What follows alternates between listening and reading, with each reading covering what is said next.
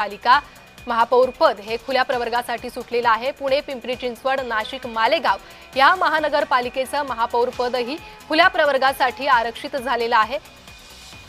तर ठाणे महानगरपालिकेचं महापौर पद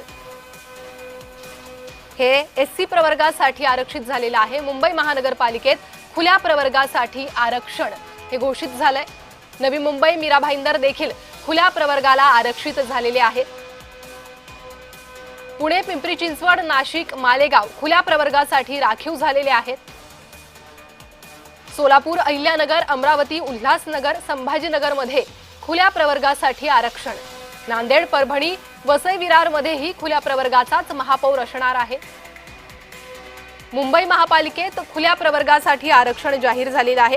ज्या महापालिकेची सर्वाधिक चर्चा होती, ज्या महानगरपालिकेच्या महापौर पदाच्या आरक्षणाकडे सर्वांच्याच नजरा लागल्या होत्या, ती मुंबई महानगरपालिका।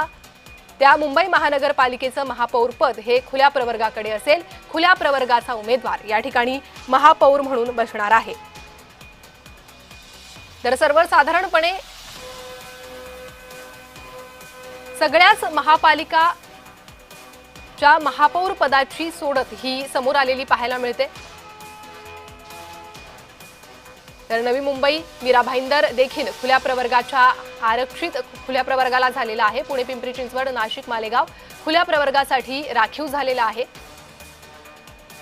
सोलापूर, अहिल्यानगर, अमरावती, उल्हासनगर, संभाजीनगरमध्ये खुल्या प्रवर्गाचा महापौर बसेल। सोबतच नांदेड, परभणी, वसई विरारमध्येही खुल्या प्रवर्गाचा महापौर बसणार आहे। ठाण्यात एससी प्रवर्गासाठी आरक्षण सुटलेलं आहे। कल्याण, डोंबिवलीत एसटी प्रवर्गासाठी आरक्षण जाहीर झालेलं आहे। जालन्यात अनुसूचित जाती म्हणजे एससी साठी आरक्षण जाहीर झालेलं आहे। लातूरमध्येही एससी प्रवर्गासाठी आरक्षण जाहीर झालेलं आहे।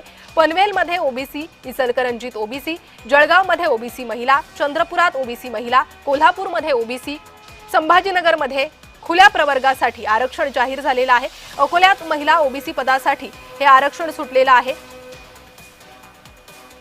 तर अशाच प्रकारे एकूणच सर्व महानगरपालिकांसंदर्भातल्या आरक्षण सोडतीची माहिती ही आम्ही तुमच्यापर्यंत पोहोचवत आहोत।